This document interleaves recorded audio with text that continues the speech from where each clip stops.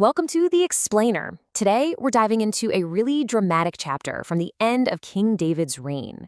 It's a story that kicks off with a massive national curse that comes from a broken promise, and it ends with one of the most personal and powerful psalms ever written. It's a wild ride that shows us how a nation's atonement can lead to a king's adoration. This question, right here, it gets to the absolute core of the crisis that's gripping David's kingdom. And it's a pretty powerful reminder of how the sins of the past can cast a very, very long and devastating shadow. So, our story begins not in some grand palace or on a battlefield, but out in the fields and farmlands of Israel. And they are suffering big time under this devastating and, frankly, unexplained problem. For 3 straight years, a severe famine has just seized the land. I mean, the harvests are failing, people are suffering, and the kingdom is basically on its knees. This is a relentless crisis, and King David, he's got to figure out why. So when David finally goes to the Lord and asks, "What is going on?" the answer he gets is chilling. This famine, it's not a natural disaster. Nope, it's a consequence. It points all the way back to a dark chapter from the reign of his predecessor, King Saul, and a promise that wasn't just broken, it was shattered. And you have to understand, this wasn't just some minor political deal. This was a sacred oath, a covenant made centuries earlier in God's name. Joshua, the guy who took over after Moses, had solemnly promised to protect the Gibeonite people forever. But King Saul, in this zealous, totally misguided effort to unify Israel, he just ignored all that sacred history. He attacked and killed the very people the nation was sworn to protect. It was an act that profaned the name of the Lord because the treaty was made in his name. And now, all these years later, the land itself is paying the price. Okay, so David knows that just sitting around and waiting for rain isn't going to cut it. To heal this national wound, an old, deep injustice has to be made right. And I love how David approaches this. He does it with real humility. He goes straight to the surviving Gibeonites and asks them, point blank, "What can I do for you? How do I make this right?" He literally puts the power to name the price of reconciliation right into their hands. And their answer isn't for gold or for land. No, it's for a very stark form of justice, rooted in that ancient idea of a life for a life. They believe a debt of blood has to be paid with blood. So they demand that 7 male descendants of the king who tried to wipe them out be handed over for execution. David agrees. The grim justice is carried out, and the bodies are left exposed on a hill, which was a sign of shame. But they're not abandoned. What happens next is one of the most powerful and just poignant acts of devotion in this whole story. For nearly 6 months. Think about that. From the start of the spring barley harvest all the way until the first autumn rains finally came, a single person stood guard over the dead. Day and night, through the heat and the cold. And who was this devoted guard? It was Rizpah, a concubine of the former king Saul.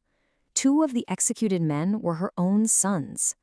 In this unbelievable act of a mother's love and honor, she spreads some sackcloth on a rock and single-handedly protects the bodies from being scavenged by birds and wild animals. So word of Rizpah's tireless vigil gets back to King David, and it moves him deeply. Her profound act of compassion inspires a royal one from him.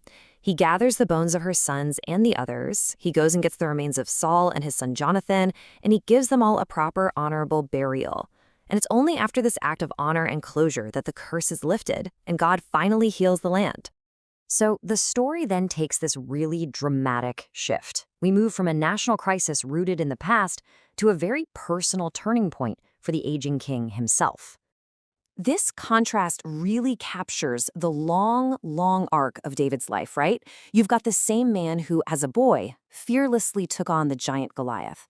But now, he's an old king, just worn out from a lifetime of conflict. His warrior spirit is still there, but his physical strength, it's fading. And this reality check hits home during another war with the Philistines.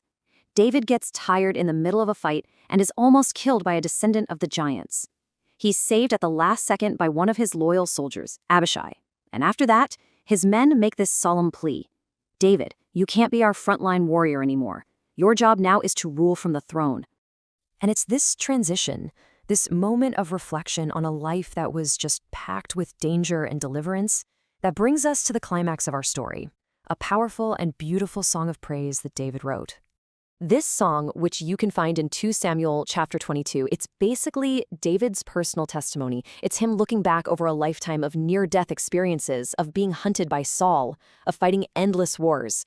And he gives all the credit for his survival to one source and one source alone. The imagery David uses is just incredible.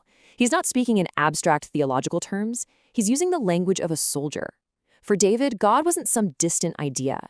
He was the solid rock under his feet in treacherous terrain, the impenetrable fortress when an army was at the gates, the personal savior who rescued him from the front lines, time and time and time again.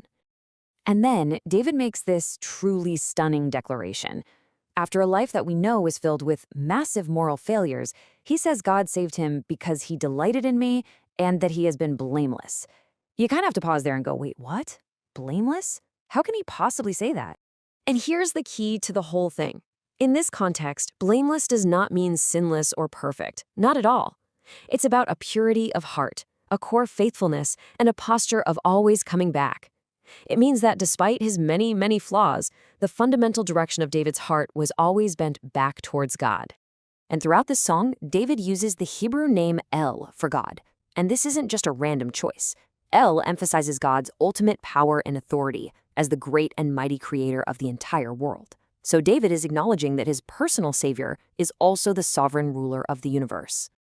So this brings us to the ultimate legacy of David's journey, a journey that took him from atoning for broken national promise all the way to singing this deeply personal song of adoration. You know, David's story really shows us that a life of deep faith isn't about being perfect or avoiding hardship. I mean, from famine and war to huge personal failure and just the weariness of getting old, he faced it all. The defining quality of his life wasn't the absence of trouble. It was about who he consistently turned to when trouble found him. And that, right there, is ultimately what transforms a life of struggle into a timeless song of praise.